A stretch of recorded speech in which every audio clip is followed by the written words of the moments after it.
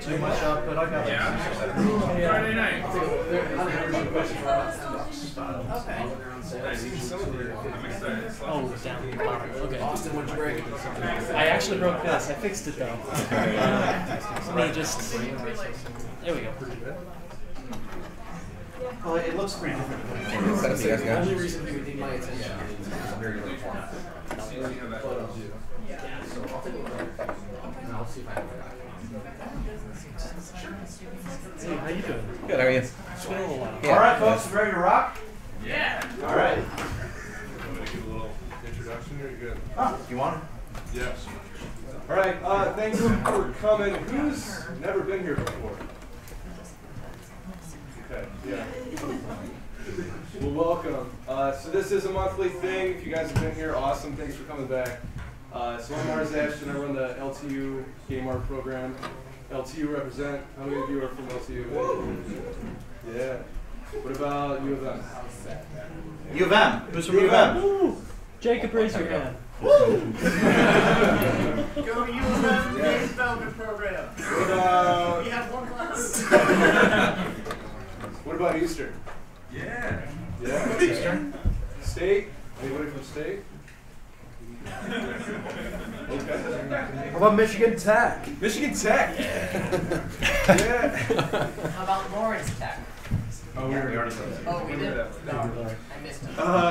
Okay, so we have a couple of really great presenters tonight. The first is Dreaming Door, which is actually housed within Lawrence Tech. Represent. So I'll let them get started. So this is Ben of Dreaming Door Games. Let's hear it.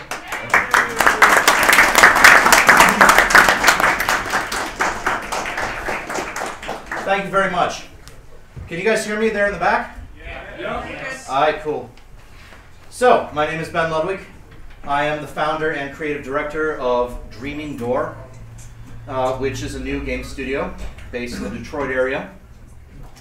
We're currently invited to stay at LTU right now. No, seriously. We'll get to how that happened in a minute.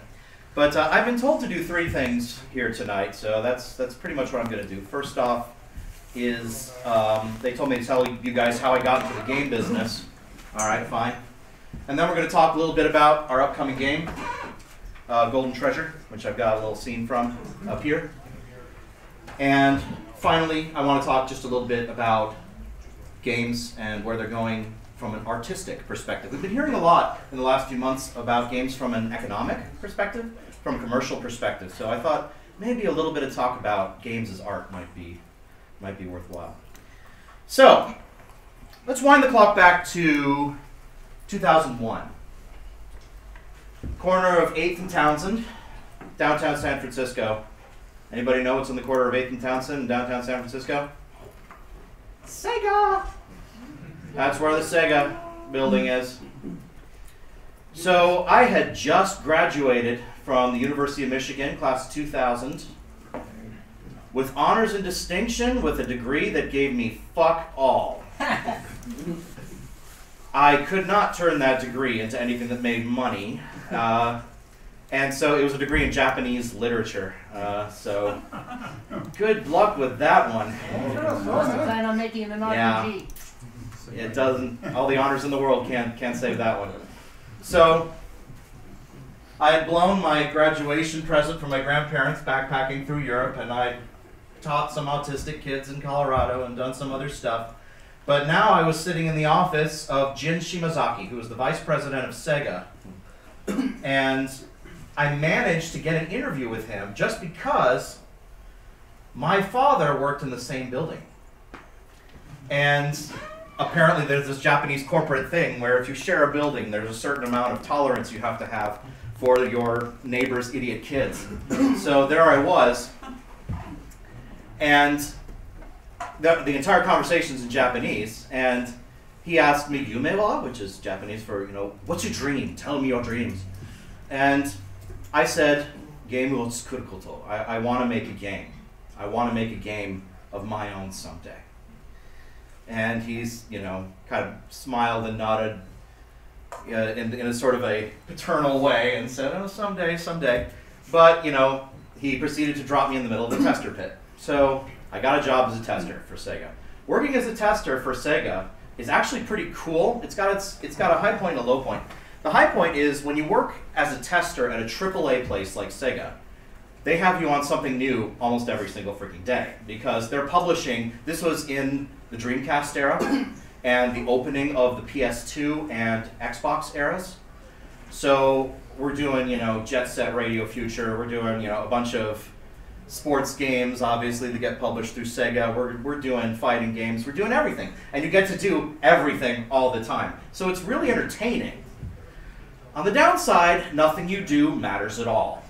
It's already been fully tested by the developers. I mean, you're just the rubber stamp there on the AAA. You're just like, they're like, nod and say yes to this after playing it for a few hours. Make sure it doesn't crash, blow up, steal your credit card information, and then explode. So, did something like that ever come up? Well, I was going to say no. See? But if you knew how heavily D2 was edited for sexual content post-developer, I would take that back. But yeah, that game was off the hook. But more or less, you don't get to have any input. You don't get to talk to any directors. You don't get to talk to any producers. All you got to do is rubber stamp yes or no, and please say yes. And it's like, okay, yes.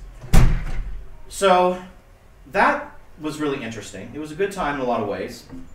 But then this very evil human being who decided that a few of the 50 or so people in the testing department she got hired in as the new head of testing, and she decided that the 50 or so people in the department couldn't be guaranteed to be perfectly loyal to her, so she liquidated the entire department, fired all 50 people in one day without even speaking to anyone, all because somebody put a sign on her door that said "mean people suck" after after her greeting to us after getting hired was, "I don't have to talk to you," and walking out of the room. So she fired everybody. The nice thing about being fired in a huge liquidation is everyone knows, all the game development community knew it wasn't our fault. So I got hired at LucasArts next. Interesting place to work.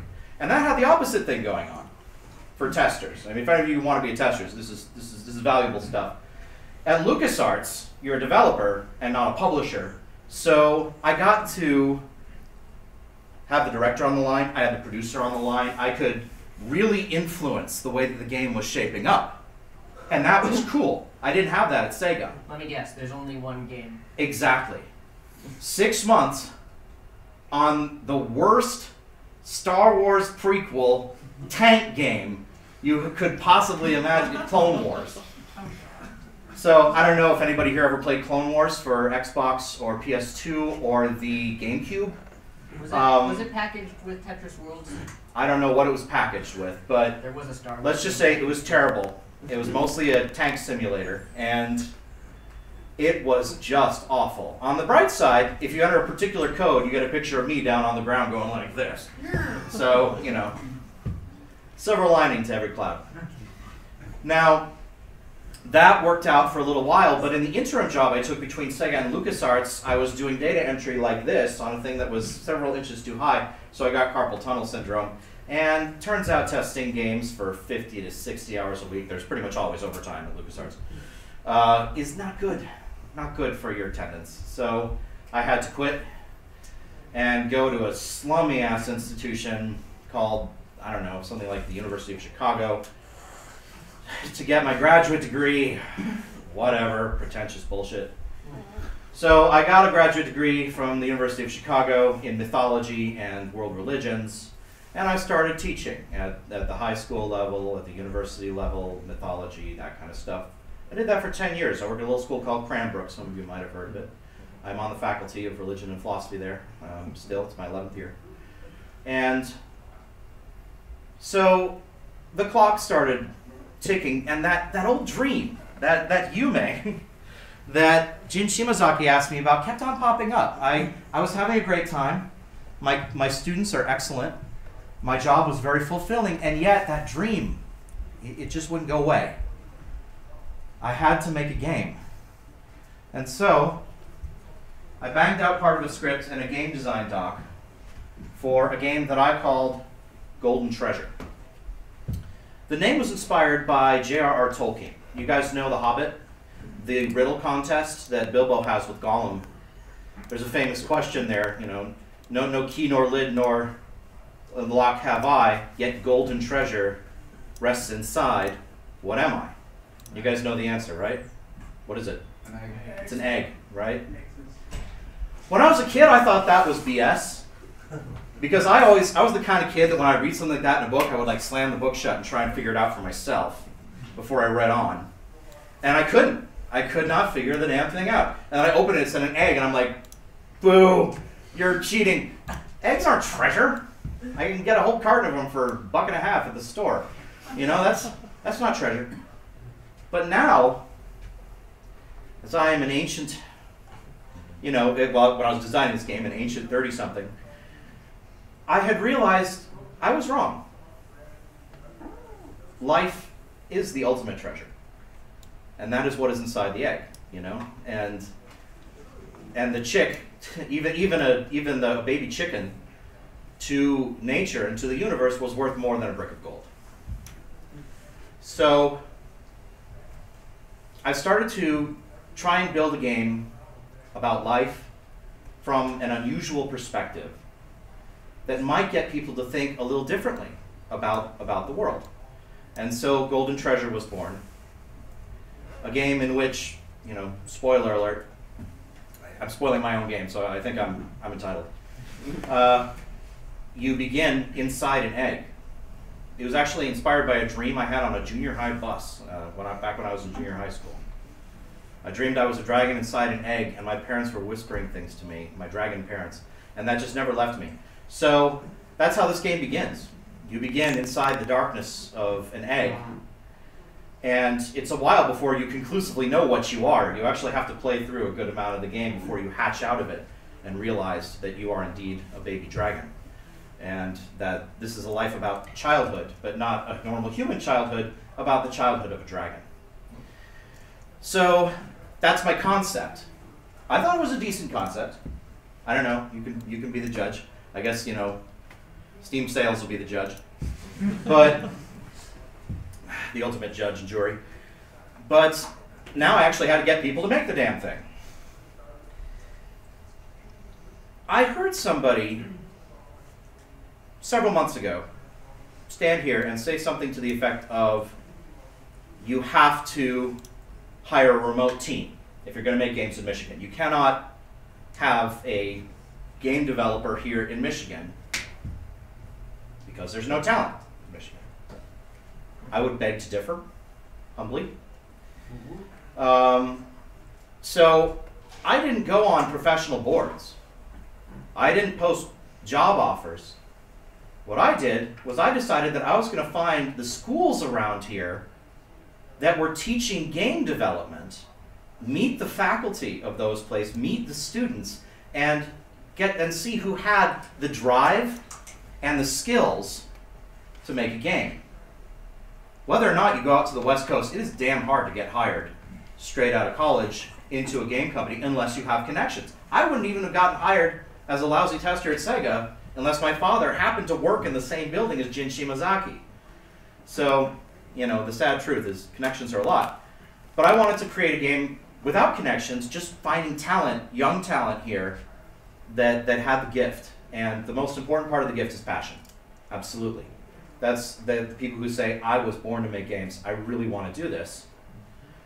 So I looked up local schools I immediately went to U of M, of course, because, you know, I'm an alum, and I figured that would be pretty easy. Also, several of my Cranbrook High School students have graduated and gone to U of M and joined the gaming club there. Well, I mean, gaming club, that's a weird way to put it. The game development club at Michigan called Wolverine Soft. And I spoke with both the past and current then presidents of that, trying to get in touch with the people there. I saw them. It was cool. But I also discovered a place called LTU, Lawrence Technological University, and a man named Mars Ashton. Now, this guy, he is the guy to know. I just kind of cold called him. I cold emailed him out of nowhere, and I said, I want to build a game studio, and I want to hire some of your students. You know, who you got? You know, are you interested? He said, hell yeah. He invited me down. We hung out. We talked. And in gentle yet important ways, he really helps get the ball rolling, because there were students who had the skills and had the passion and were ready to work. So I wound up getting some really good connections with that. I hired a guy by the name of Bryce Evans to be my first lead programmer. And we backed him up with what I now consider an absolute all-star crew, even though most of them have not entered the game industry yet or have just barely done so. Jacob Marks, right back there, who is now a full Dreaming Door employee after graduating from the University of Michigan just a month ago.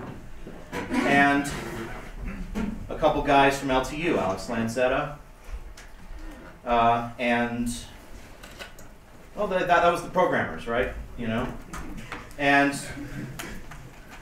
a cool, weird dude from Cranbrook helped me out as my sort of personal assistant, and I hired an amazing artist named Rachel Seeger. Is she here?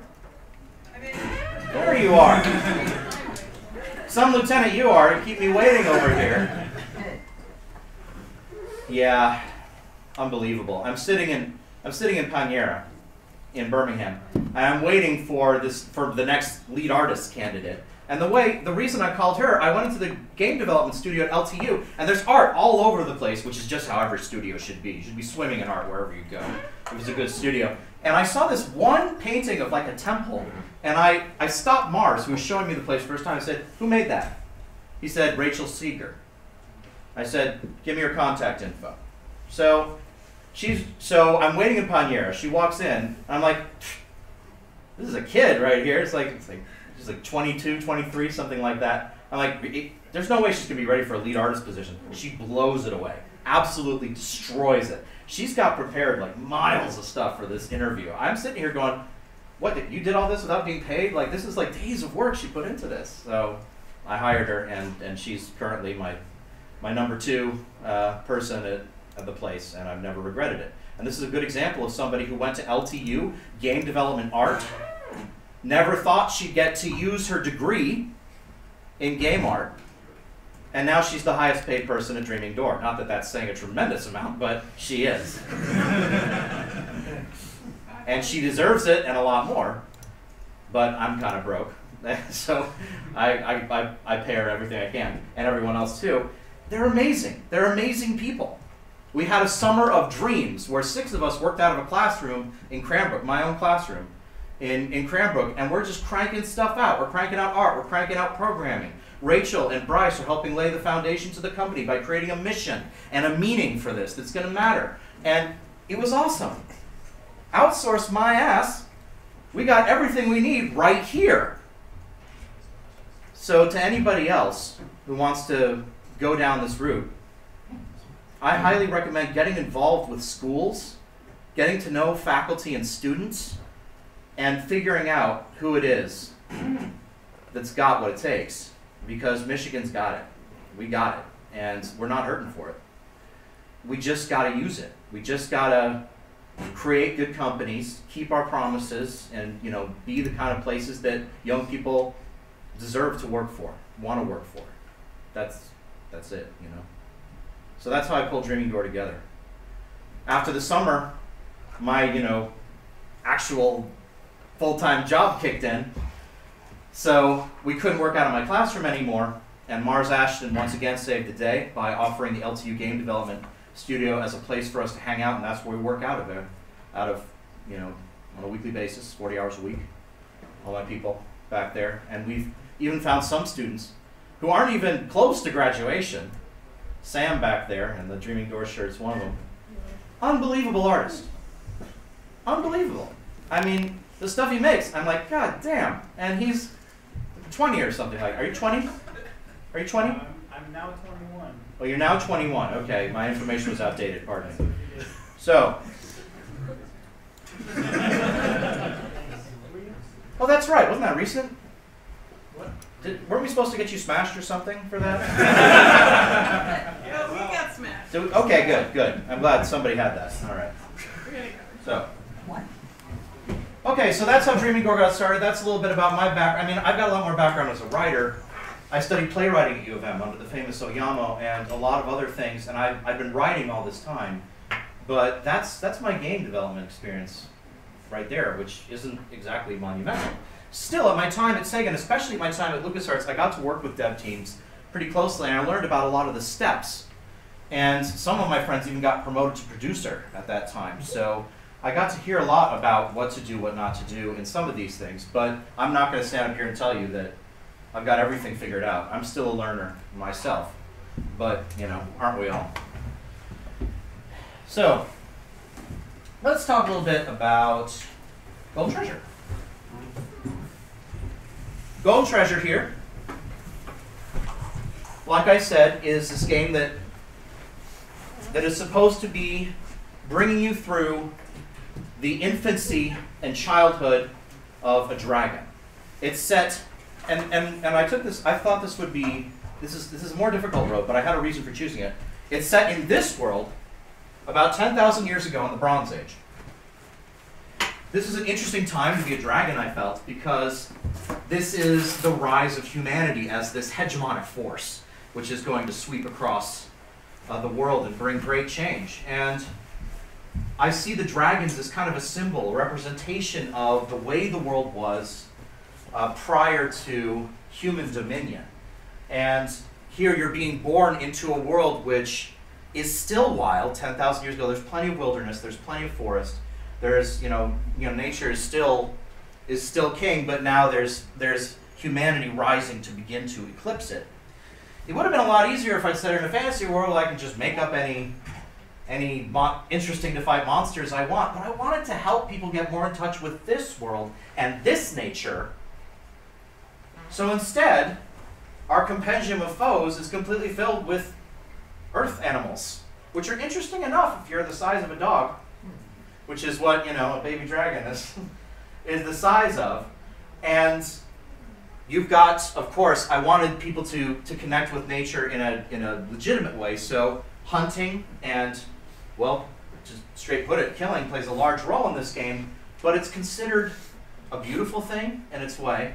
And although I don't want to whitewash that, I also wanted to help people get a little bit more in touch with things like instinct and what it would be like to live as a solitary predator, which is, I think, would be an interesting experience. It's certainly very much not like our life, right? So we tried to do a lot to bring that solitary predator feeling into things. As I said, the game begins within the egg, and you're given kind of the lore of dragon culture and time while inside the egg, and then you hatch out. And then the game becomes a combination of a few different kinds of gameplay, but the most important of them is what we call the interactive, basically the narrative scenes. And narrative scenes have backgrounds like, you know, this. I decided that it would be cool if we married a very unusual script. And as I write the script for this, I'm trying to knock people out of human mindset and into a dragon one. So I'm using a particular vocabulary that I'm teaching people to try and get them thinking a different way. And we're also using this system here to bring what would sometimes be a relatively mundane experience to life. Dragons, and of course many other animals, have heightened senses of smell and hearing. How do you portray things like sense of smell, or hearing, or even that intuition in a scene. And we use what we call spirit lines here. So you can see here what you're watching is some wolves that have just made a successful kill, and wolves play a large role in the game as sort of a culture of the forest, of the great green where you live. And they are an important part of that, and you could do some really interesting things with them as the game progresses. But here, these are wolves howling, and we could just do a painting of wolves howling, right? But we've got that aura around them that represents their scent.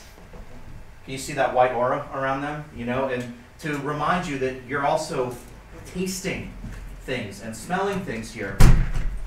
And the spirit lines are showing you spiritually what's going on in a scene. I want to teach the player to say, okay, you know what this would look like as a human, but with all these open senses, all these new senses, maybe this is what you'd be experiencing. Maybe this is what a wolf howl would be like. We've got each individual wolf's voice turned into color here, wrapping around themselves and exploding out into the forest.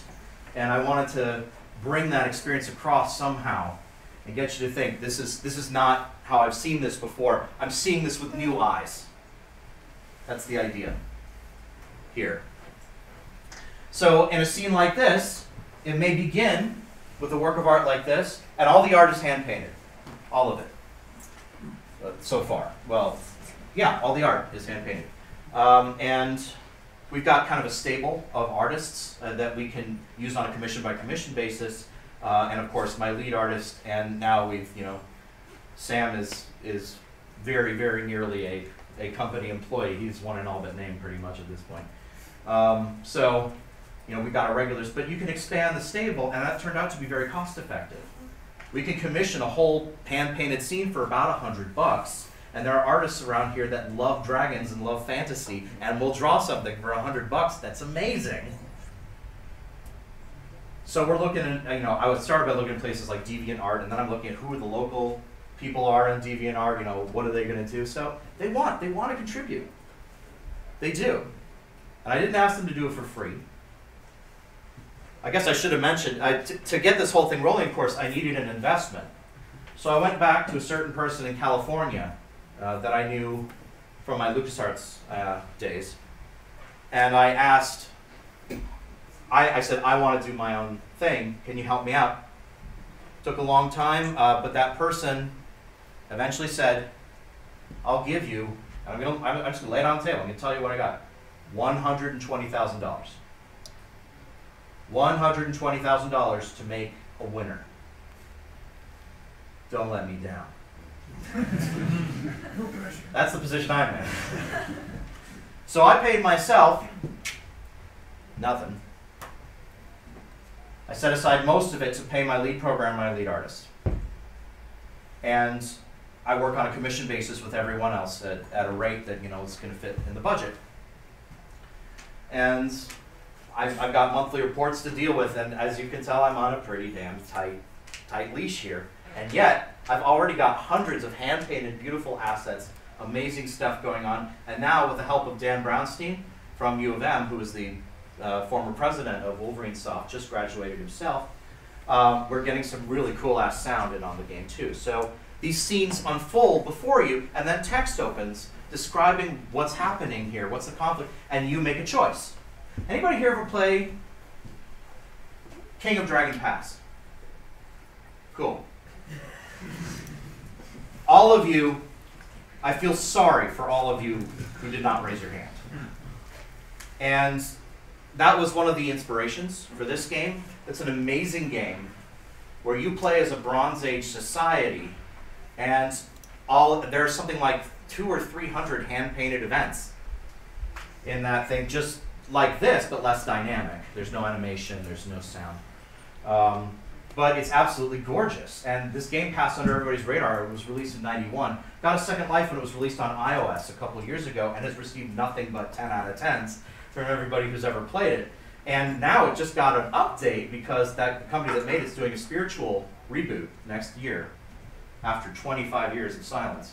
So I've definitely got my eye on that, and you should too. But check out King of Dragon Pass if you're at all interested in this kind of narrative experience. So you make decisions, and as you make decisions, you build your personality, you build your powers, you encounter tragedy or triumph. Sometimes all you want when you're a lone predator is to survive. Sometimes you want to eat. And of course, dragons have this thing about gathering treasure. So if you really want to be attractive, because the game ends when you turn 100 and have your first mating season. And that's going to be very successful if you have a lot of treasure, and no one's going to want you if you don't have a lot of treasure. So it's kind of the bonus objective here. That's the secondary mission going on, which has always been life's secondary mission. Survive first, then make new things. So we got a lot of this style going here, and these encounters, we wanted to work meaning into them. It might take you a second, but there's something kind of funky going on in this scene. Do you notice? At the surface, it's just the baby dragon sitting at the entrance to a forest. But do you notice there's something going on here with the trees? Might take you a minute. We like to hide things in here. I wanted to make these pictures that were worth sitting and looking at for a while, so you find new things. Anybody see it? Yep. What do you see? A wolf on the right and a deer, stag, something. That's right. Do you see the wolf on the right here and the stag on the left? And you see how these lines of light are very subtly drawing them out? Right there. We're trying to make something that is realistic, and you feel like, oh, I could be there, and yet that shows the spirit world that is underpinning all things and putting you in touch with some deeper things. This is a prophecy kind of here. There's a deer here, a wolf here, and an eye up here, a dragon's eye, looking down on you. And these are all kind of presages of what you will encounter when you're in the Great Green, when you leave infancy. This is the sort of border between Act 1 and Act 2 in the game, and go from infancy into childhood. So we like putting that kind of stuff in. This is the player's first meeting with another dragon, and this is kind of the difference from an elder. We're using this visual language that's elemental. You see, there's going to be a blue line that snakes through Darktooth's body here. This is what you call this elder Darktooth. And that represents the element of water that flows through his blood and flows through his body, and he is a master of the element of water. And you'll also see white lines that trail through to, right, see that? Through his wings.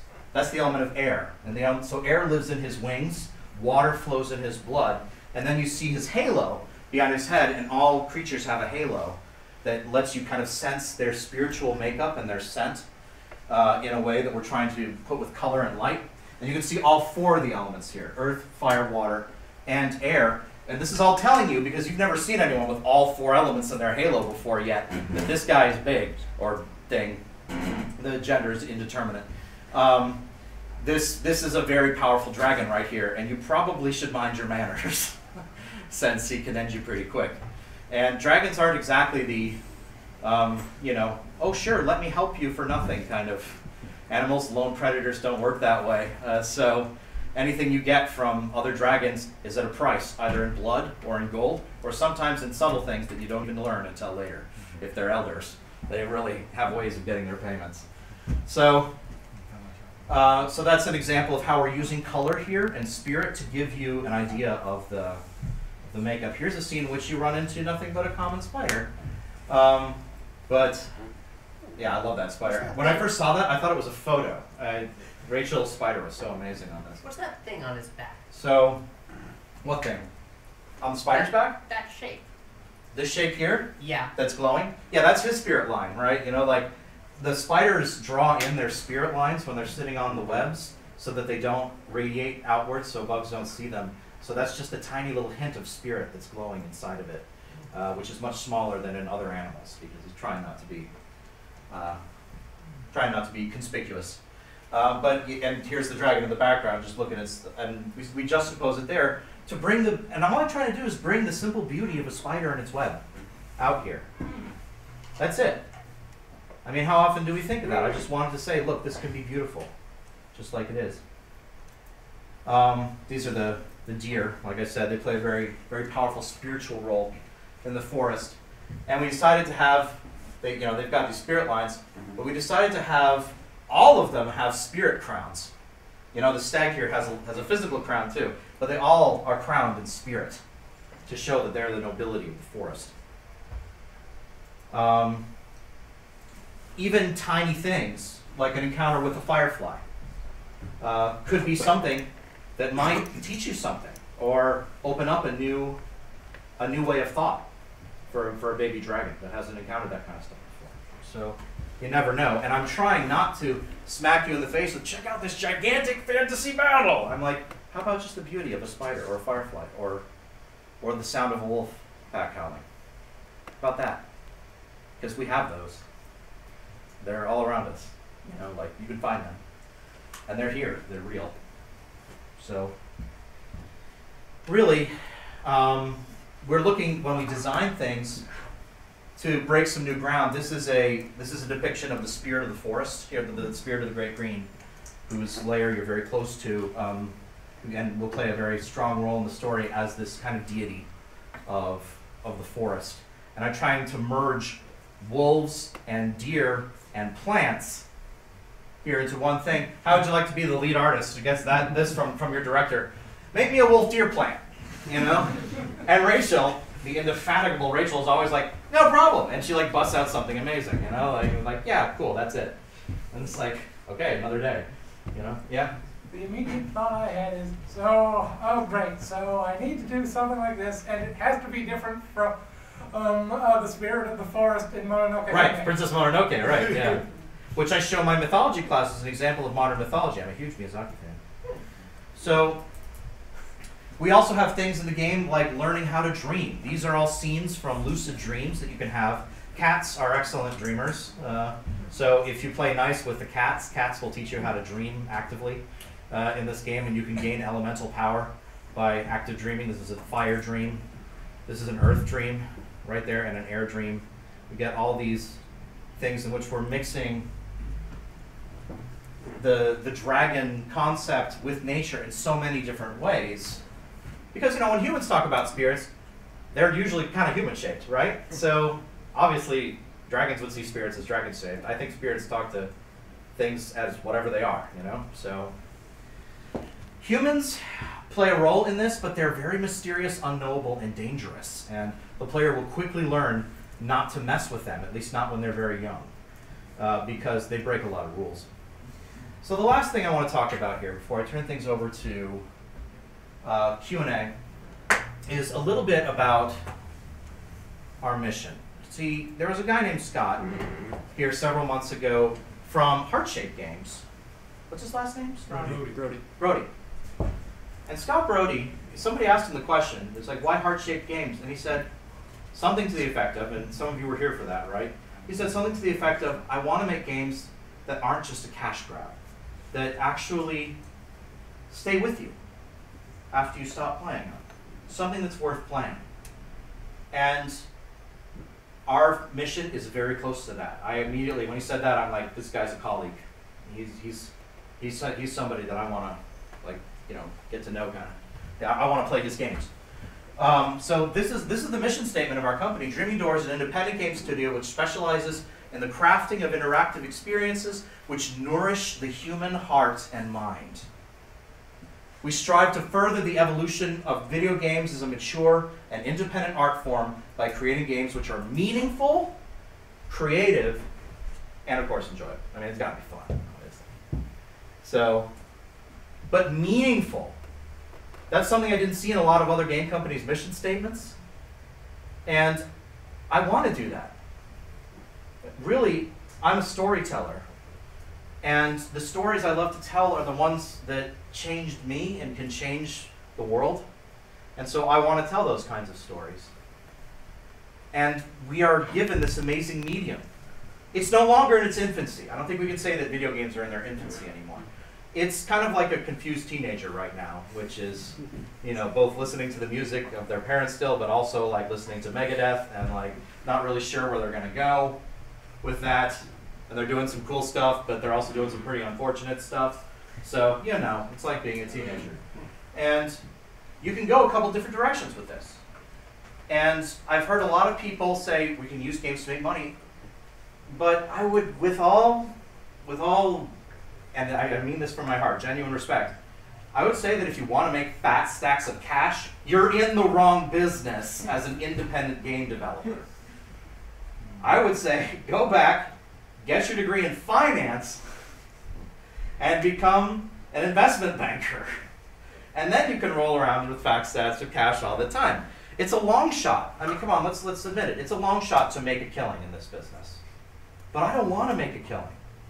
I just want to make enough to create a small studio where some people who love games, like me and some of these other people that I found, can work on a craft and create something that we can be proud of and says, maybe the world will be a little more beautiful for having this in it. Maybe people will think about nature or themselves, because we're not doing this in a preachy way, or we're not telling people stop doing what you're doing. We're just saying, look at what's around you. It's kind of amazing. And that's what we want to do. That's what Dreaming Door is all about.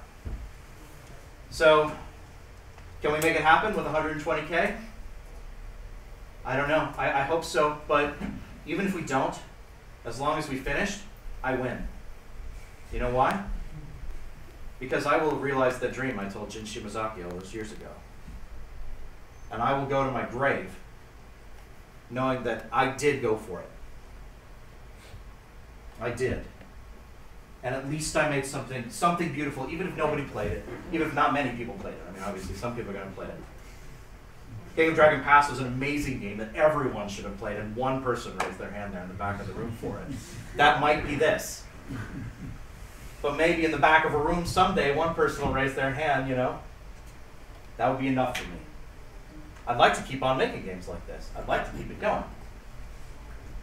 But whatever happens, the people in my studio will have grown. They will have become more skilled. They will have been paid, you know, for a year and lived off of the money I've been generously given. And I will fulfill my dreams. So I win already. And, you know, that's where we're coming from. So thank you all for listening. I really appreciate it. And I'm happy to take any questions you have.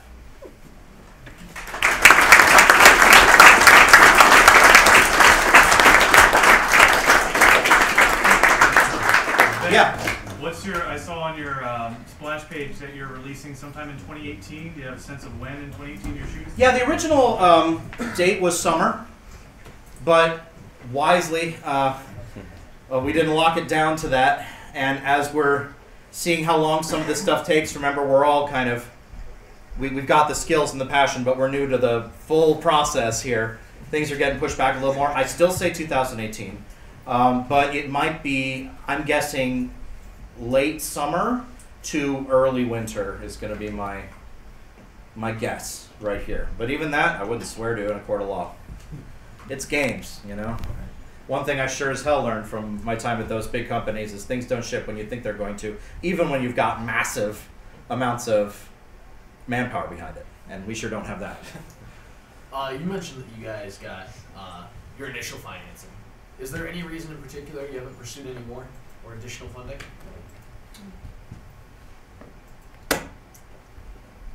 We are not yet in need of more.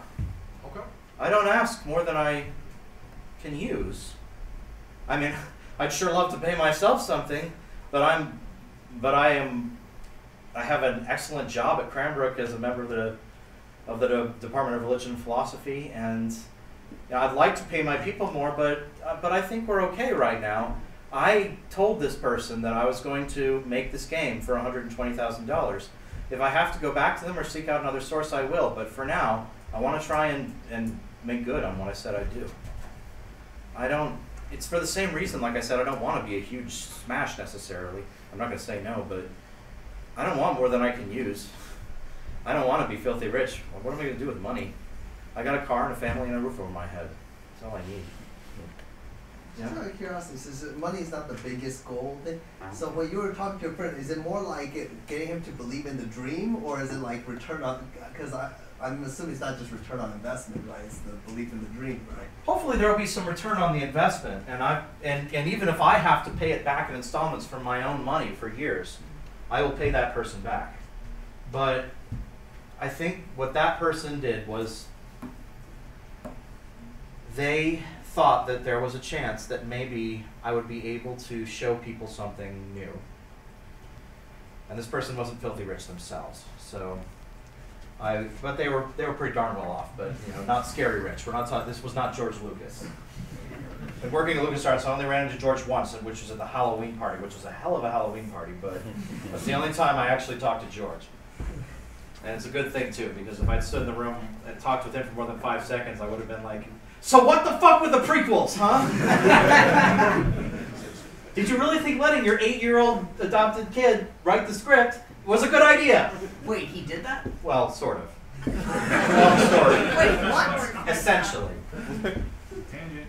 His big quality assurance on script and writing was his own kids, who were 8 and 11 at the time. So, that was not what I was hoping for, because I was somewhat spiritually inspired by Star Wars. It came out before I was born, but still I was really inspired by the whole Jedi thing. And when I was a kid, I wanted to grow up to be a Jedi, and then it just got all crap down the toilet, and I was so angry with him.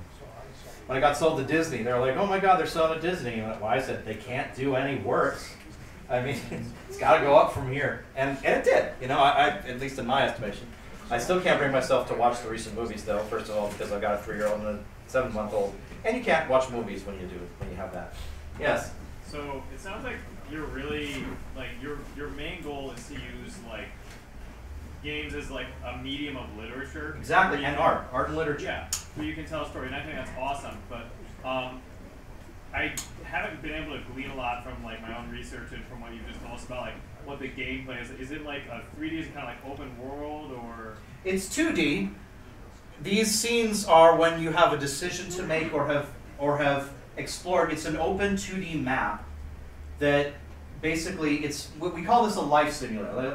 That's a good question. I'll talk very briefly about the gameplay. This is a life simulator. Every turn of the game is a day in your life. You wake up in your lair, you decide what you're going to do with that day. There have been some other games like this. Maybe you guys have played. It's a more popular genre in Japan, actually, where they make a lot of games like this. But as you do that, you leave your lair, then you've got the world here spread out before you. What you haven't explored yet is dark, and what you have is light, and you can see little points, a la Assassin's Creed, kind of, point of interest, point of interest, point of interest. So you can spend the day exploring and reveal more territory. You can visit a point of interest. That'll take a day, and this is a point of interest, So visiting a point of interest leads to a unique, handcrafted, painted experience where you're given an interesting story, some kind of interesting conflict, and you make a judgment, a choice. Sometimes the only choice is how you will express yourself in that moment, which builds up your different abilities. You actually have statistics that are elemental. Each player has a fire, water, air, and earth statistic, and each one of those things stands for a different capability. If you want to sit there and weather out a storm, or not get provoked by a magpie who's being a pain in the ass, you need a high earth stat, which gives you patience and fortitude. If you want to burn the damn magpie off the tree, you need a high fire stat with your breath. And if you want to outsmart it, you need a high air stat. And if you want to flatter it and out-talk it, you need a high water stat. So we've got this elemental system in here. And as you grow and make decisions, those things lead to new degrees, which unlock new abilities, new spells, new stuff. And there's a hunting system, which is a 3-stage hunting system where you stalk, pursue, and finally fight, if you haven't killed it during pursuit, what you're hunting. And so the combat system is also element-based. It's turn-based kind of thing. So we got a turn-based combat system, you've got statistics, you've got all this, but we're merging it with a what are you going to do with your day kind of gameplay. So it is open world in that sense. It's all about where you want to explore. You can cover the whole map. There's a lot of stuff, just like I like to wander around in Assassin's Creed and find all the points of interest before I really start doing stuff. So kind of like that. Does that help? Yeah. So it sounds like it's kind of like you choose how to ship your resources and stuff, and there are parts of the game where you have turn-based combat. What I think when we say is early Final Fantasy or something, or yeah, I wouldn't say early Final Fantasy. It's very dangerous, the combat. I'm trying to be realistic about it. And if you get hurt, you can't just magically heal. You got to sit in your den for days, licking your wounds. So it's a little dangerous, and the player's got to be smart about what they're choosing to fight and hunt. When you don't have to fight a squirrel, you'll usually take that down during the pursuit. It's not strong enough. But sometimes you'll have to fight for your life, and then often it's trying to survive to escape, or if you're playing a fire-based character, you're going to want to win because there's always benefit that is dangerous. So you got to learn the system. And then when you say like these interactions with like that use your elemental attributes and stuff, is that kind of like if you were like playing? I'm not trying to pigeonhole the gameplay, but I'm trying to understand it better from what I know. Well, there's a lot of games that use this. Go on. Yeah. So is what do you say? It's like kind of like Fallout or Yeah. like Bethesda Yeah. game or? There are definitely moments in which you need a fire 30 to pull off this one choice, right? There's always going to be a couple free choices, and there's always going to be a few that are gated behind your elemental abilities, right? But here's an interesting twist on things. I don't know if any of you have ever played Academia, which is another thing that plays a lot with this. But games, see the thing that sucked about Academia was that everything had a stat thing, and it was a dice roll, and if you make the dice roll, you succeed, everybody tells you wonderful, and you gain more of that stat. If you fail, you crash, burn, lose everything, and you lose that stat. You actually get worse by failing, which is not true to life. Failure is our greatest teacher. So in the game, you might even choose something that you can't beat, because if you lose, that's how your stats grow.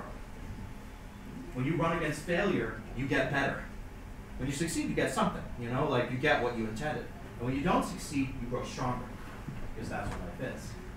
So we're trying to make a system where you don't feel like you've been just shafted because you didn't have the right thing. And every time you don't have the right thing, well, if you choose that, you might not get it, but you will get better at that thing, and next time maybe you'll win.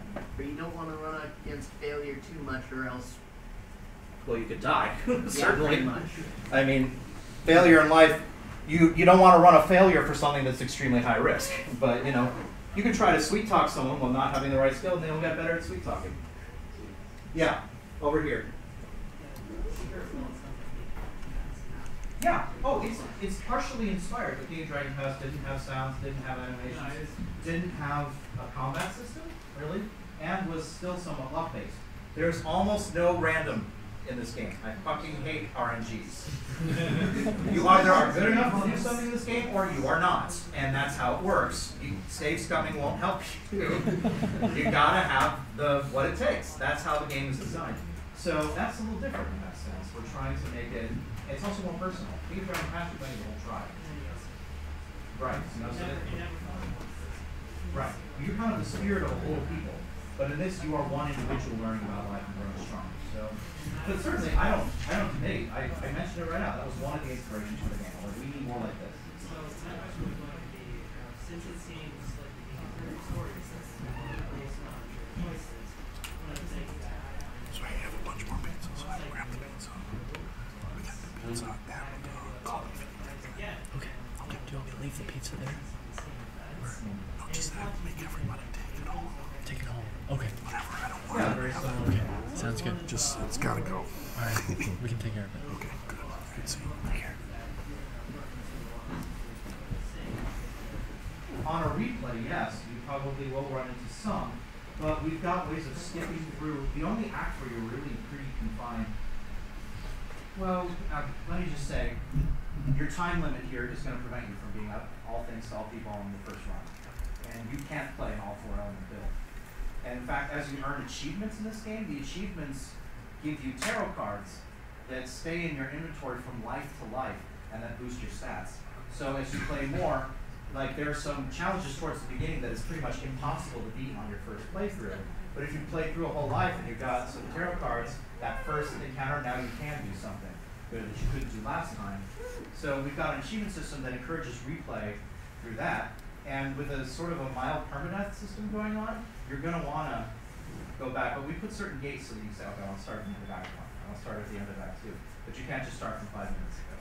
So you're on a clock here. You've got 30 turns in Act 1. And there is way the heck more than 30 turns of stuff to do in Arbor Valley, which is the first region. So I can almost guarantee you that, while of course we'll be encountering some of the same things, we will also have brand new things. Yes. I had 2 questions. So, can we hear one? You guys are good. Assuming that the game goes well, where would you like to hear us? What sort of ideas would you have? I've got a lot of ideas for new projects. I am not short on ideas. I actually envisioned Golden Treasure as a small series, This one is called the Great Green because it focuses on Emerald Dragon. Those are the forest dragons and life within the forest. But there were other concepts. The Great Blue, one set entirely in the ocean, maybe done with watercolor painting or something like that. The Great Beneath, where it's all underground, or a lot of other ideas as well.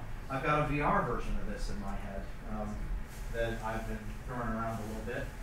And I have a particular magnum opus that even my own company doesn't know about that I've been working on for over a decade. And someday I want to make that when I truly, when I feel like we're at the top of our game and it's time to bust out Sgt. Pepper. Like that'll be our magnum opus that everyone goes, man, that was a good one. So I got that in my back pocket. But I'm patient.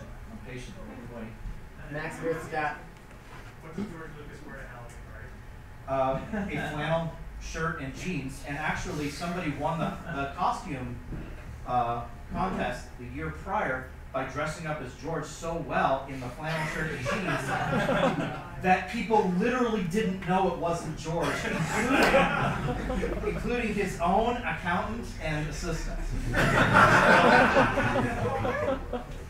All the assistant asked, "Are you feeling okay, George? Like, you look a little off, you know?" But she thought it was George. He won $20,000 for that. Someday, if you're ever like just hanging out with me, I want me to tell you the story about what Halloween parties were like with George Lucas, because it's pretty interesting. I mean, all of his costume designers and set designers are attending, right? You think they're putting on Party City costumes? Fuck no. They are going all out. All out. So one time of the year they get to put all their skills to use on something that someone else is directing. Right? So they put all their love into their Halloween costumes, and they are epic. Beyond what you are likely to envision as possible within a costume. Anything else? Yeah, I got a question. So, I agree very strongly about everything you said. I think your game has a lot of good components to it that we can catch on. The one that I found really interesting is the egg.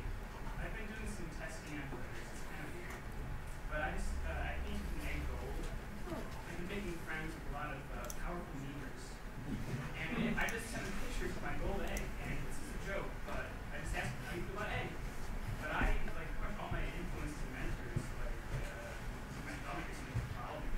I think the egg is a powerful symbol, like a meme component that'll help things catch on. So I was really astounded that you said, like, what, half your game is about the egg? No, not half, but the prologue. The whole prologue of the game is set inside an egg. And that prologue will take you probably about a half an hour to go through. I want to show you actually our egg here. That's the main menu. Yeah, see, like that's a small version of it, but that's the main menu graphic right there. That's an unanimated version. The main menu is animated. Those god rays and stuff are moving around. But that's the egg, you know, and we wanted something that was, you know, beautiful enough, yet simple enough, not destroying you with gold, but yet still saying, hey, something magical is going on. How many turns in the prologue? What do you mean? Oh, that doesn't work on the system as the rest of the game. The prologue is a pure art and narrative experience that flows and changes depending on what you choose. And there's no days that pass in there because it's timeless when you're in the egg. When you're in the womb, you're not passing days. Prologue doesn't affect anything? Oh, it affects a lot. It gives you your basic stats. All the choices that you make in the egg create your basic statistics when you begin life. So it's kind of like a personality test, sort of, to see what kind of person you want to be. And then it outfits you with the abilities to do that. So it's very important. But it's not a day-by-day thing. You're not on a time schedule. You could just sit there and think about the philosophical questions. Hey, Ben. So we're going to have like 10 minutes. Yeah, I'm sorry. You guys have a lot of questions for Ben. That was an hour. Please It was perfect. Talk to him, please. Ben has a lot of great stories. He's an awesome person. Yeah, we're going to get on to the next presenter, though. Pizza's here. If you have not picked up some pizza, grab some. In 10 minutes, the next presenters are going to come on. So hit it while it's fresh and not super busy. Thanks for listening, everyone. I'll be around.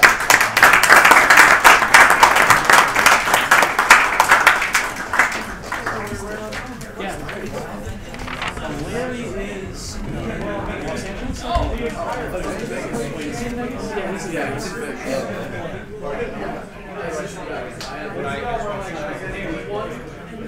almost everything. There were some other things, there's some stuff like that. But I have to.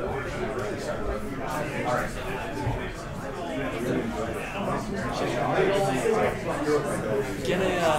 Get a selfie with Ben. The speaker. Yeah, I just wanted to great time. Yeah, good question. Very good question. Yeah, I appreciate you asking about gameplay. I went to the show. I mean, it's I actually got like this huge argument. Yeah, I was curious in high school, like this year, about whether or not video games can count as legitimate art form. And they were like, oh, like that's the written on a piece of paper. Like, I don't know, this is the best way to experience a story. It was really silly. It was like they were going for a purely semantic or purely like linguistic argument, but like if we're talking about telling stories, like I think that's really cool. We'll talk about games and art a little bit later on. I really don't think it's a very hard argument. I don't think so. I think it's kind of just like kind of like old people, like people who don't play video games versus people who kind of like feel differently about it. Did you go through laptop or is this? This is fairly easy. My favorite argument to that end is, what do you think about movies? Video games are literally I was in all three. And then, well, because then, like, when you say it's written, okay, so what about plays? Well, if it's written out, okay, now you're being dumb. Oh, Midsummer's Night's Dream, that doesn't count unless, if it's being performed. So, I'm probably gonna go home and eat because I came through here from class. Okay. But it's really cool stuff. What if I luckily I have It's something, but it was so glad I came out. I'm really excited. I would love to see that in my work. Whenever. I was hoping to get a little bit of gameplay footage, but the stories Well, I think I've been thinking about. Do you ever play any kind of video game?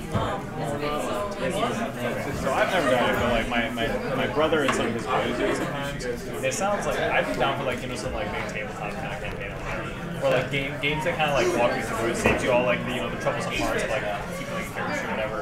Because like sometimes it's like fun thing to do with your friends. So it sounds like this is kind of like walks you through a similar like campaign experience. Sounds good. I've bought some fairly old games. This one there, for instance. A lot of those games kind of the D&D I think that like originally when people were making videos, they weren't sure what to do. That's why like you have a lot of like text-based those old text-based games like. That was just a transition. It's like, okay, here's D&D, but you don't have to have friends. Yeah. It's all totally involved. Let me see if I can do that. Alright, go for it. Thank you so much. Good footage of you. Great. It's run by him. Yeah, but like, whoa! But those are Is there any connection with like the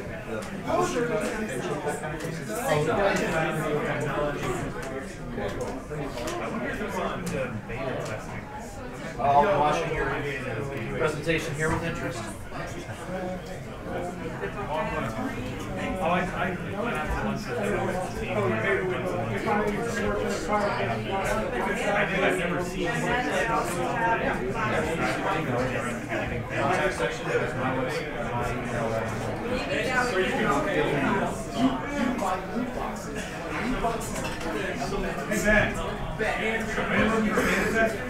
I will eventually put me on your list. But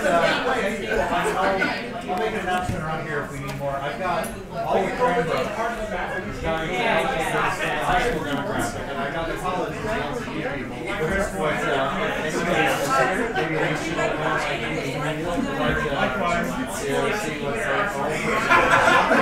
Like to see what it's like. Good job, by the way. Very good. Last week.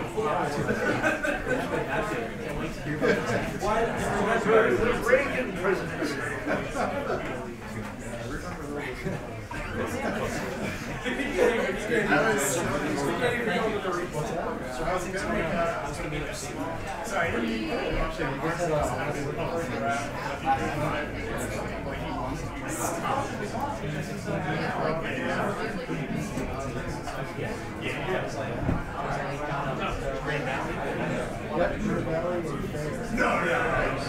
We were just like, let's we're all tied.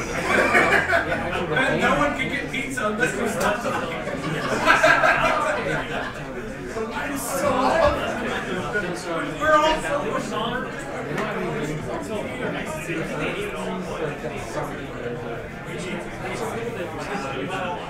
I teach the game class, and we only have 1 hour space.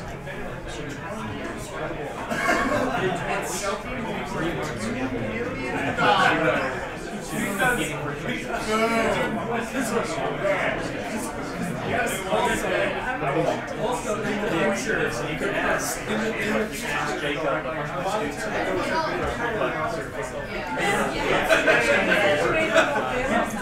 you buy and trade, which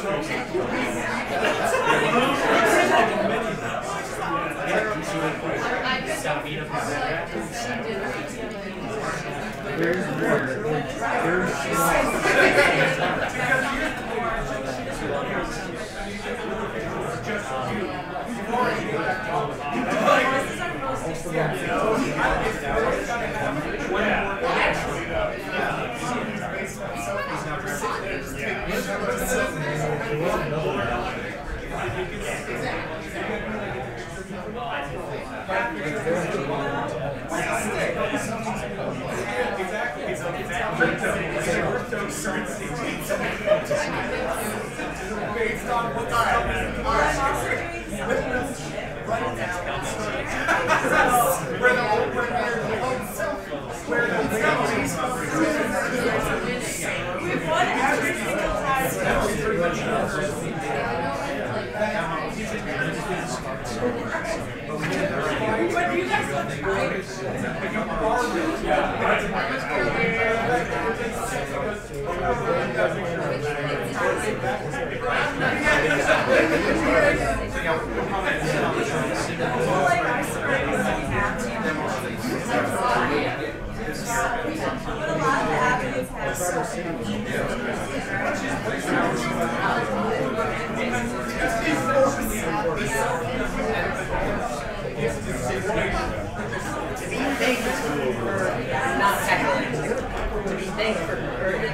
That's fine.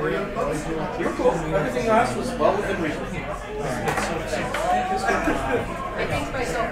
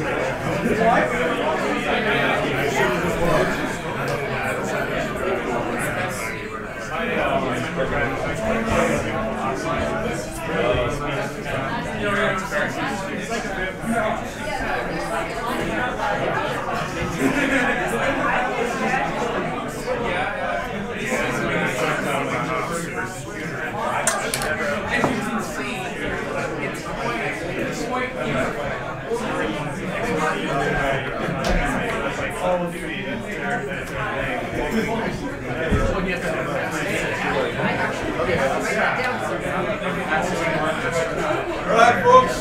Hello, hello. Hello, hello. You guys getting situated? In the back. Hey. You guys are good. You guys have A pluses. Yeah, they all get Fs. They're fine. Everybody's fine. Alright, so Craig and Garrett are here, all the way from Grand Rapids. Oh my god. They're driving back tonight too. Have you guys seen the table in the back? Has anybody missed that? Take a gander, because it's pretty sweet. They're going to be talking about that. They can kind of introduce themselves. I'm always bad at that. So let's give them a very big round of applause.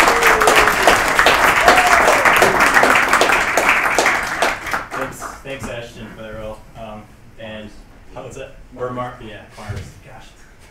I do that all the time. Like I said, my name's Craig. This is Gary. We're from Grand Rapids. We're here to talk about the FIO table today.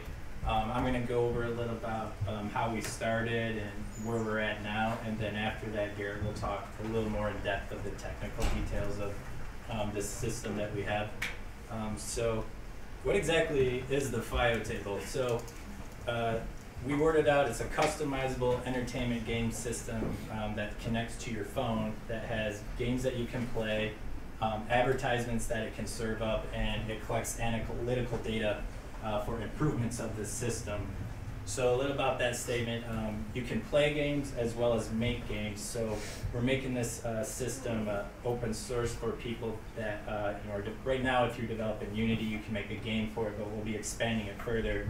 So people who make like top-down games for this can log into a portal, upload it to a site, and the more tables we have spread out, around Michigan and the U.S., the more views that your game will get. It increases business visibility. So if you're a business owner, it will serve up advertisements for your business. You can have events, specials. So if you had a pizza place, an advertisement could say like 10% off pizza, or whatever your business has, you can have advertisements. It'll improve experience and quality. So analytics will collect data such as what phones are being used on the table, what games people are playing the most, what advertisements are being effective for the business. So it'll collect different analytics and upload that overnight and send it to us. And as a joke, like Mitch Hedberg would say with escalators, if the table breaks down, it's disguised just as a normal table. So basically that's the gist of what this system is. So how this idea started, I have a VR company called Treefort, and we have a little meetup group where artists and programmers meet up and get together and they talk about the industry and games and where they're all at. We have Ferris University that has students that graduate in game design, and we have programmers, and a lot of them are, like you said, if you're in this industry in animation in Grand Rapids, it's hard to find a job, and a lot of people are taking off and leaving and going to other places. So we decided, we wanted to build a community and culture that would, get people jobs and, help them take their talent and retain it, here in Michigan, so we can have our own community and our own development. Because, like as you said, we have some talented people here, and we really want to retain these people. So we're trying hard to create stuff where you can make games and get them out there, as well as bring these communities together. So that's how we kind of came up with this idea. We just kind of sat there and, when you work with a group of people, you've got all kinds of different personalities, you've got all kinds of different kinds of people. So, I'm going to be talking more about group work rather than individuals making games like on their own. So product development, so business and games, thinking ahead and making really tough decisions. When we started this, we were like, we wanted to make a touch screen like TV where you can touch different buttons and play a game, but we thought, well, if we do that, what happens if someone gets mad and smashes the table, or someone puts a plate on it? Like, this thing's just going to be destroyed. So we naturally progressed, like, well, let's put a piece of glass over the top. We're like, yeah, that's great. Now, how do they interact with the table? And we looked at sound localization, where you could touch the glass and there'd be sensors around that could see what you're touching. And we were like, that seems a little difficult. So we moved on to controllers, but we thought, well, business owners aren't really want to rent out controllers to people or hold on to them or have another thing to deal with. So then the concept came up of using your phone. So we were like, how would we connect our phone to this table? And thus we began this developmental process of putting this thing together. So let me see if I've got any other thing about that. The first iteration we had on it has QR codes. So basically this table broadcasts Wi-Fi in a simple sense. You connect to the Wi-Fi, you'd scan a QR code, a barcode reader, it would bring up a web page that you could click on, and then it'd bring up the controller. And so after testing this out with a few people, we realized it's a little cumbersome for people to try to figure out and go through.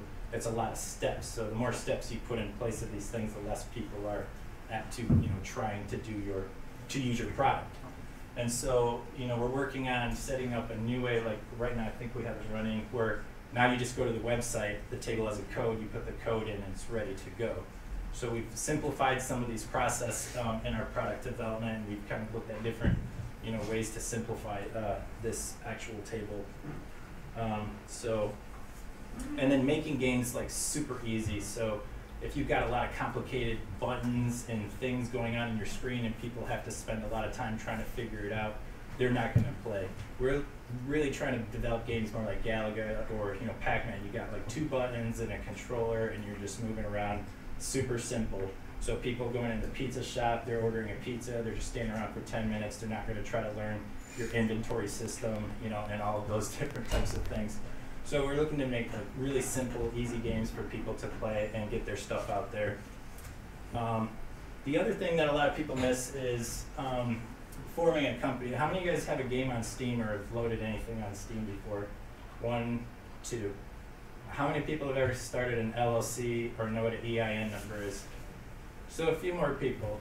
So a lot of people, when they're making games and stuff, you know, they're like, I'm gonna make this game, I'm gonna upload this thing to Steam, and it's gonna make some money, and that's it. And they run into these small little things like, oh, well, you gotta have a company, and then you've gotta, and you're like, okay, I got this company, and you're like, how am I gonna connect this to a bank account? And how, you know, there's a lot of little things that people miss in business that you can, that is needed to know for these making of games if you're working with a group of people. And sometimes it's really hard to navigate the sites, so I made little short codes here that will bring you right to filing an LLC. It's like $50, so you don't have to go to a lawyer and pay $500 or $600. You just pay $50 and put your information in, and an EIN. So the EIN is what allows you to open up a bank account so you can connect that all to your Steam, because if you want to upload to Steam, you have to have these things. So if you need them, they'll be on this presentation and on the website when we're done. So here's a demo of kind of how this thing works. There's no sound to it, sorry. Here, you want to hum a tune? Yeah. Okay. Yeah, so basically this is what we throw on our website to kind of show people, you know, how it works rather than trying to sit there and explain it to them. Little cartoons work really well. So that's a little video we have. And then this is you, right? This one.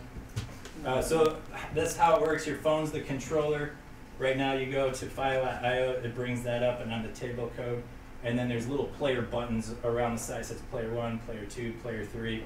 And there'll be little icons. And if someone's already got player 3, you know, it'll flash, you know, you can't use that one, use a different one. And it'll set your orientation for you. So if you're on the top of the screen and you're pressing up, your guy's not, you know, going the opposite direction. So it orients you, which you'll have a better understanding of once you start playing it. So here's the iterations. This was our first demo table. It fell apart. It was didn't take long, and so so we built a new prototype. So as you go through these iterations, you know, your product just becomes like better, and you create a more streamlined effect to them. Here's a couple ideas of different ways you can make these tables. There's a variety of them, so we won't go through all of those. But yeah, so here Garrett's going to take over a lot more of this technical stuff here. So that's a little bit basics of what it does. So hey, I'm Garrett. I run the Game Dev GR Meetup, so on the other side of the state. I also run the Game Dev Michigan Discord channel. So if you guys are not in that, I'd highly suggest it.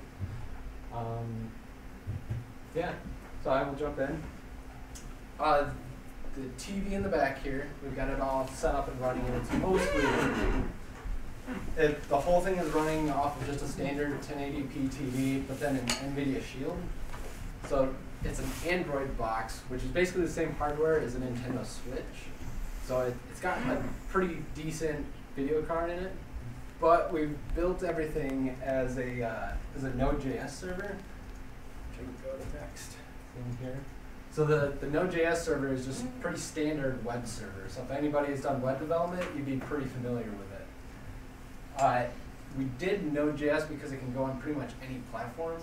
So Android specifically had an option for a Node.js build already in it. So we didn't have to go through all the nonsense of trying to build like the Google V8 engine for Android, which if anybody's tried to build anything Google, you understand how much of a pain that is.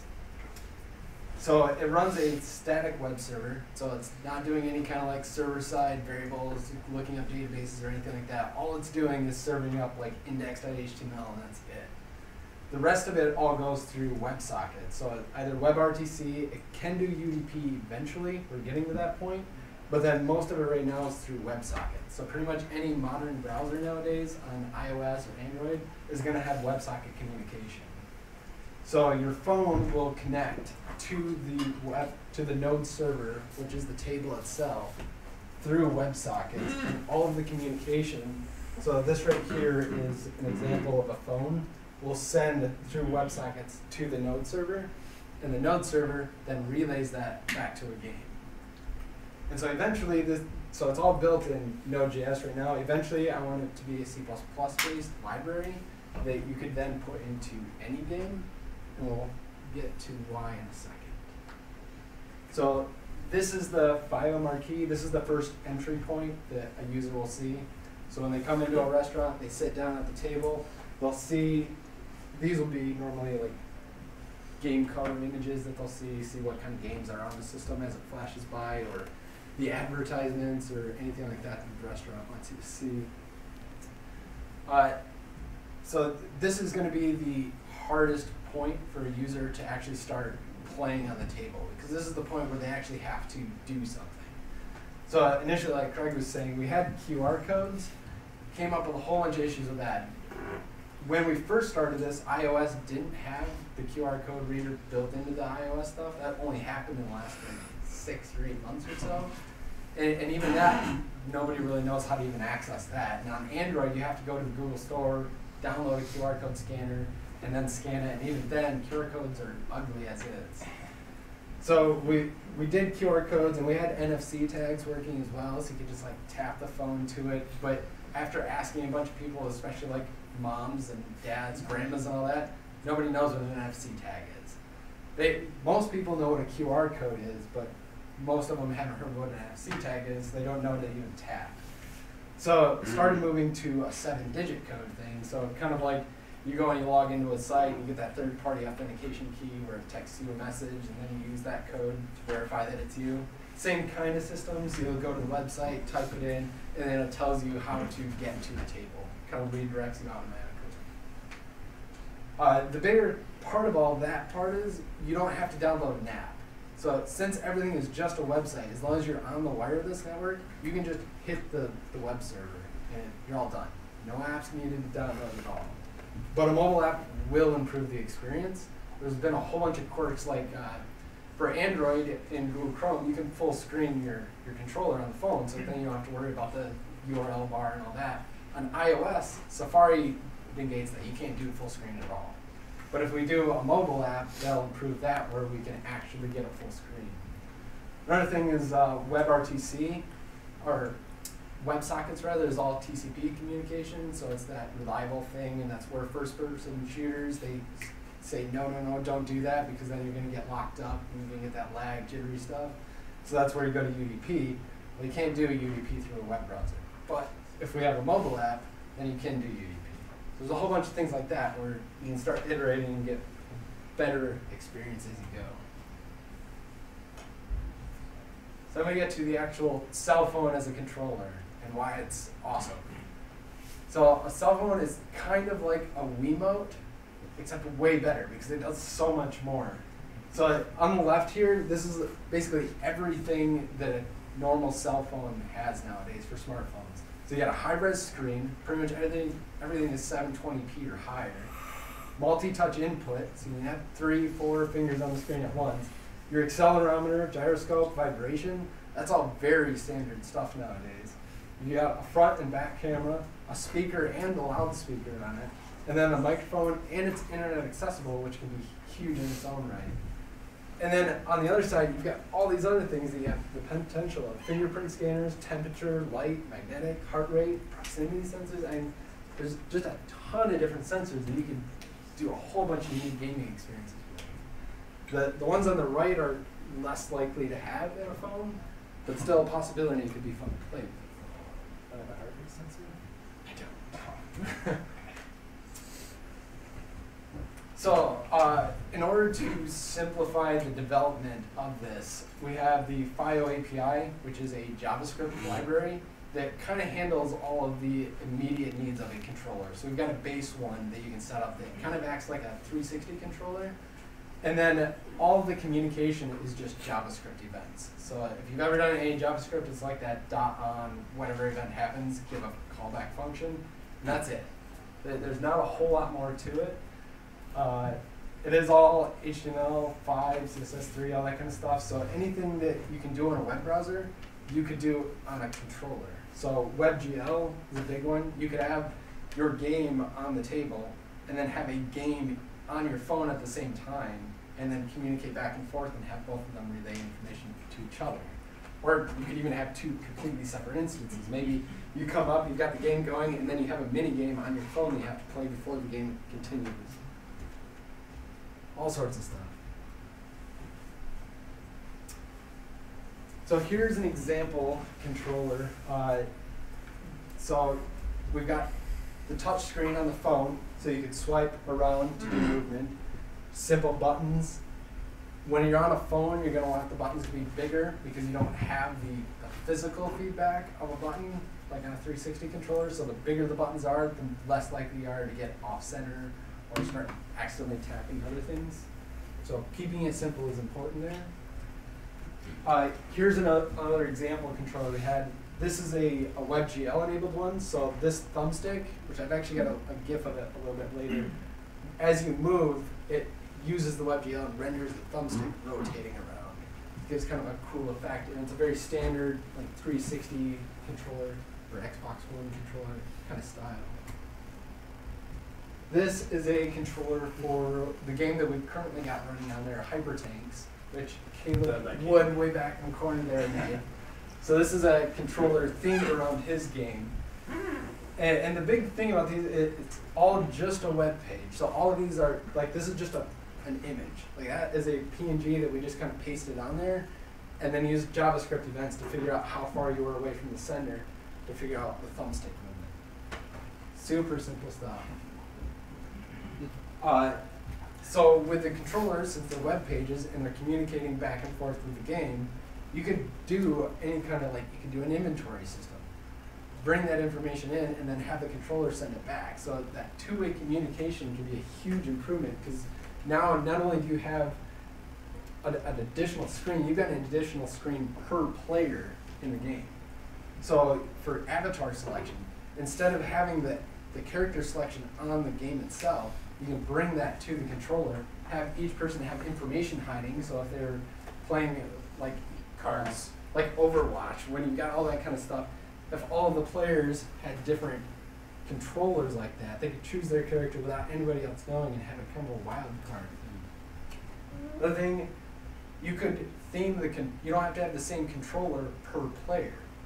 So if you had a zombie game, like Zombies versus Humans, you could have one player that has the zombie controller, so they've got some like bite attack and that's all they've got, whereas the human might have full movement and jump and stuff that the zombie wouldn't.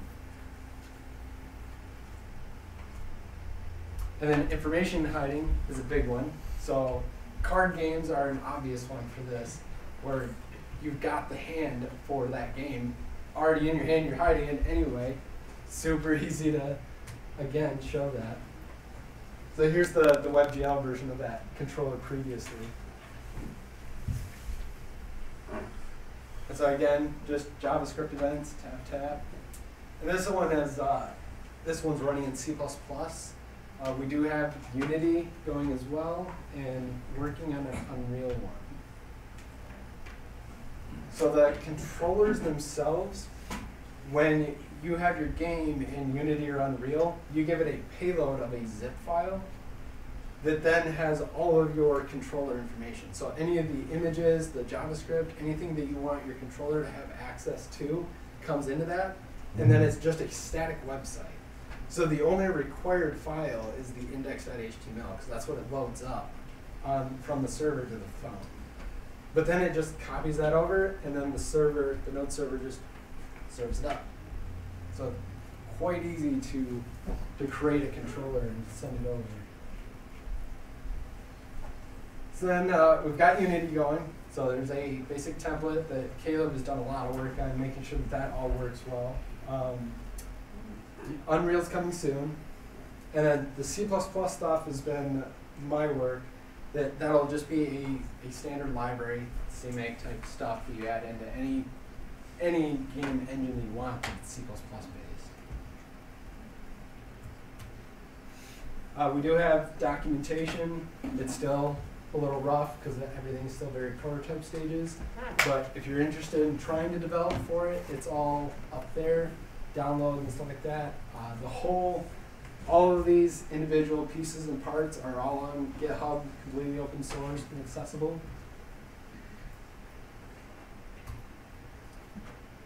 So then we get to the portal part of this. So the tables, the whole communication going back and forth between the phone and the games and all that, that's one piece of it. But then we still have to put these tables out into restaurants or any other customer that we want. If they have some kind of quirk, we need to be able to update that. But if we've got like 1,000 tables out there, we're not going to want to go to every single table and update every single one individually. It'd take forever.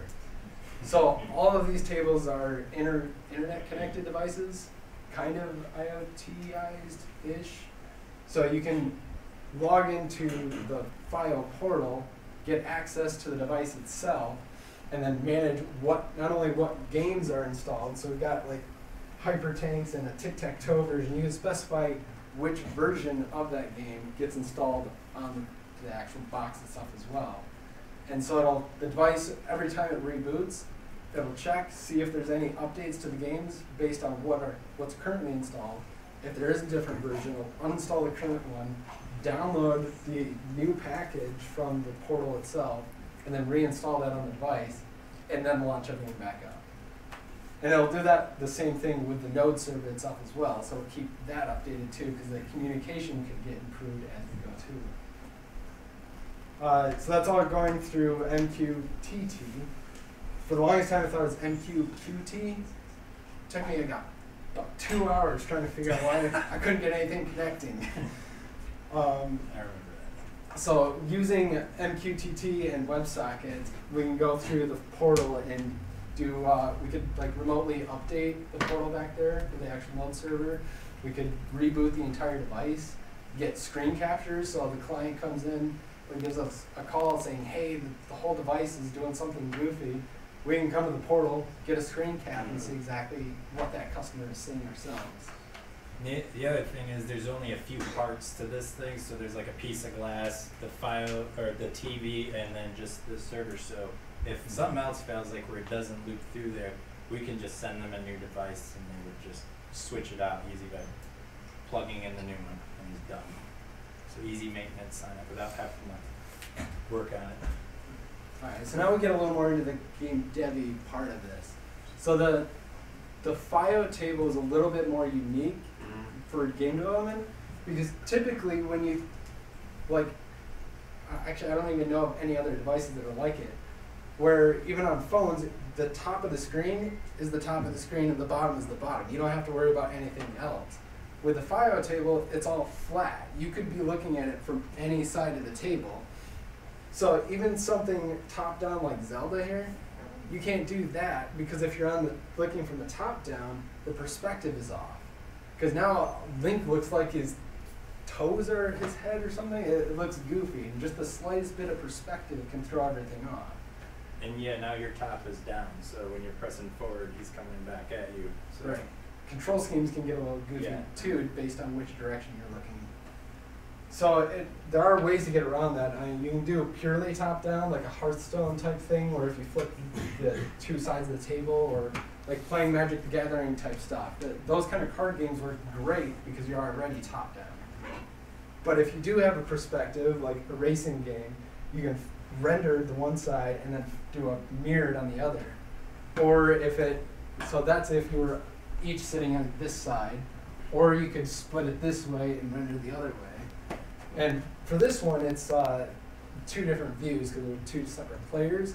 But if it was a co-op game where you had the same camera, you could just render the same screen just super wide, and since it's the exact same view, you could just copy the same texture just rendered in reverse.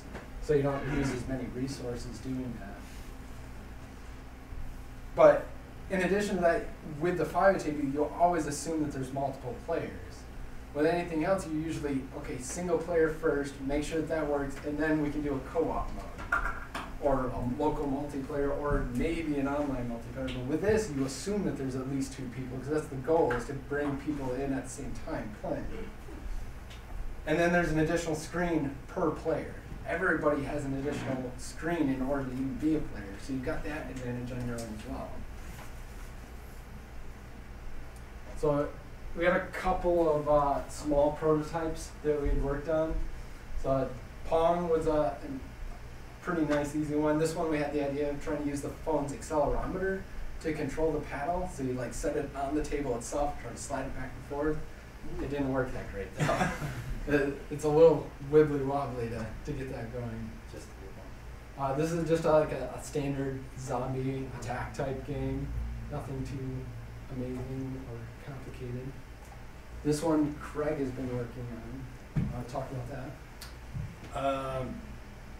Yes, so basically that's like a character that just moves kind of in a triangle, doesn't really have any artificial intelligence to it. Collecting coins, random turrets. Yeah, this is basically, can be multiple players. This would just be split into 4 or however many screens, like you said, it would just repeat over and over. So that has kind of a seek and destroy AI to it. I forgot there was sound to this one too. Oh, but yeah, shooting direction. It's not quite there yet. We're basically working on building games for this system right now. This one is another one by Caleb Wood, prototype that he was working on, a breakout clone. So you got multiple players on here going. And again, you got to think about that top-down perspective if you've got the idea of multiple people gathered around a table. You got to get a little bit creative with how that works. This is the one that we've got that Caleb did again. This is Hyper Tanks. This is a very early screenshot of it. The one behind is kind of what it looks like now. Mostly. We have that one up for demos, so yeah. After this you guys can try this game if you want. Okay, so that's all we've really got. We do have the FiOTable up and going in the back there. You do have to connect to the FiO wireless network. I did try to connect to the wireless here to do that, but it turns out that none of the devices connected to the wireless guest network can touch each other. And so I ended up having to use my phone as a hotspot. So if you connect to it, please don't download a whole bunch of stuff and use up all my data. Okay, actually that was another interesting quirk. Because of the way the phones are set up, we initially had a router, wireless router hooked up. No problem, you can connect to the FiO wireless network and connect to the server. Except you can't if there's not internet on it. So you can connect to the wireless, it says, yeah, connected all fine, but there's no internet, so it'll ignore it completely and start using your cellular data. So you have to drop your cellular data network, turn that off in order to actually access the wireless. So I ended up, I've got it hotspotted, so my phone has internet, but please don't download a bunch of it. Different. Any questions from people? Yep. What's the planned retail cost for one of these tables? I mean, right now we have a basic table is $2,500 that we're selling it for, but we also have some financing options for different businesses depending on how they want to, pursue this type of thing. Similar type question. What's your target market?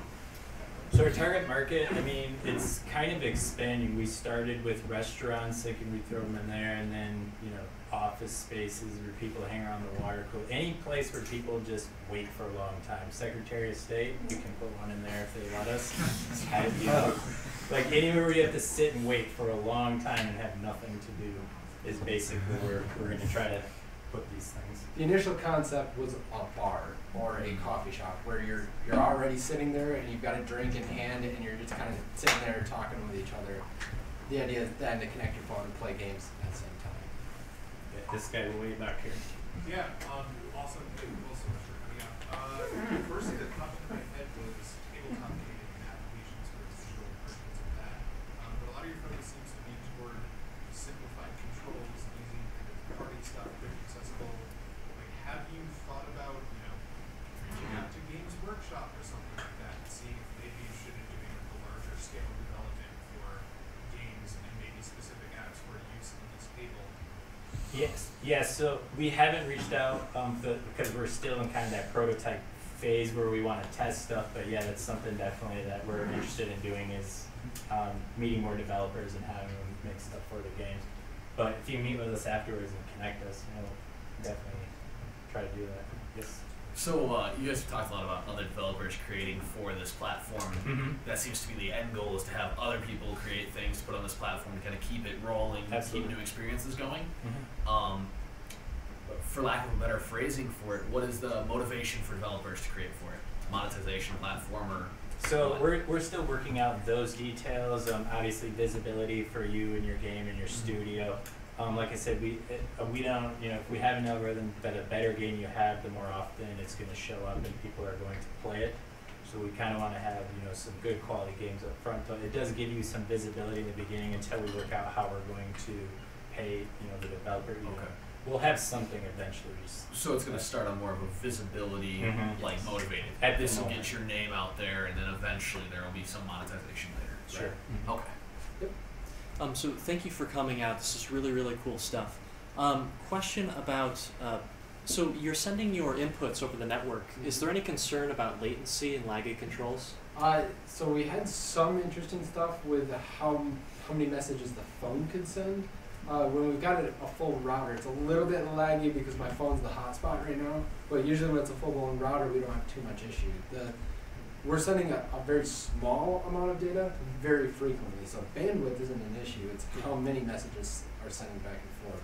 So with WebSockets, it's not too bad. We usually get about a 10 to 15 millisecond ping time, which is good enough.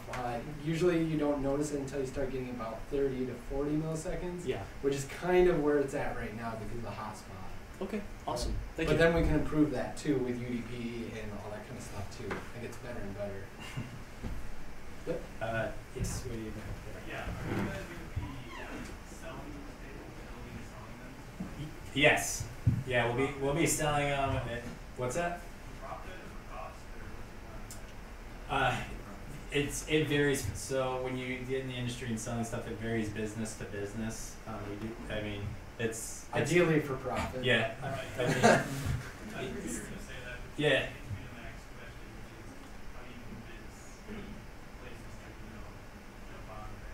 We'll let you know. Yeah. So we've got some out there right now where we're testing and we're collecting that statistics. So when we go to the business owner, we say, hey, here's statistics that say how many people respond to advertisements that people put on this table, and here's the type of advertisements they respond to.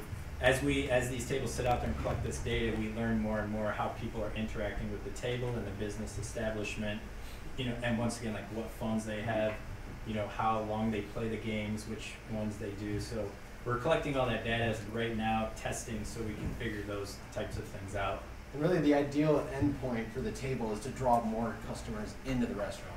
So if you imagine like a game that you've got a high score in the game, so you can play, you get that top score. If somebody comes in and then they beat that score, we could then email the person that had the high score before saying, hey, somebody just beat your high score, which would help draw them back in to come and try to play and beat their score again. Only at the beginning, during the marquee, select that angled screen where it's rotating, that would be where the advertisements would be. Yeah, then like when people aren't actually playing the game, we could put in app stuff and pop on the phone.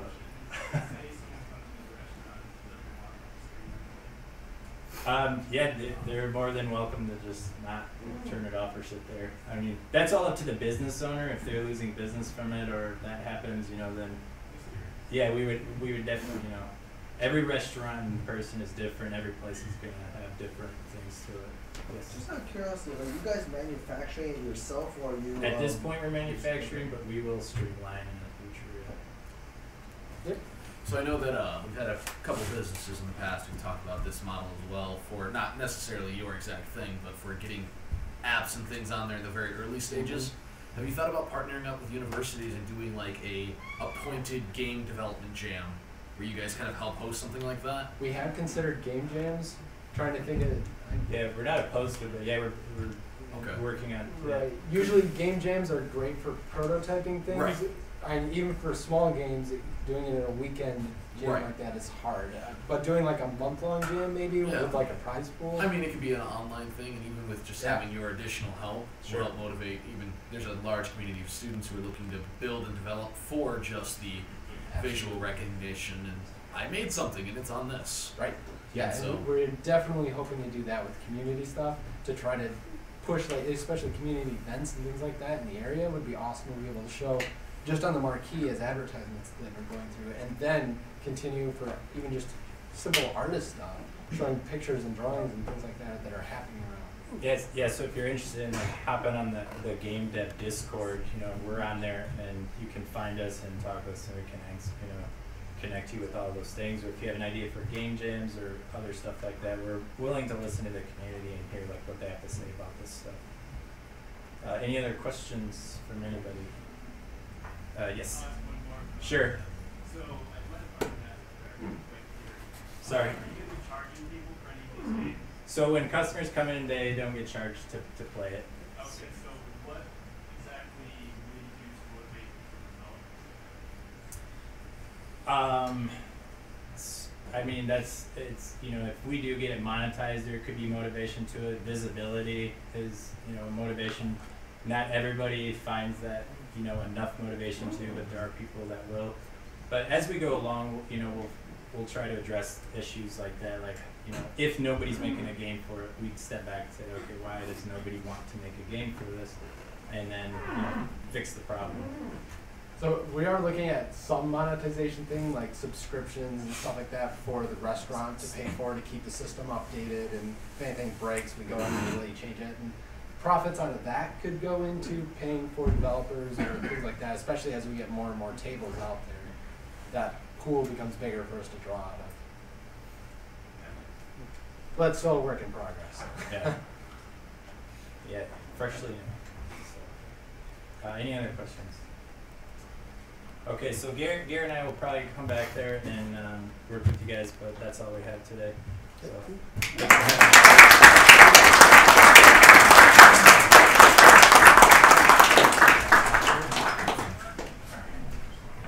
Okay. So there's another box of cheese pizza. If you want some, maybe take some home. Is there more stuff? Not really.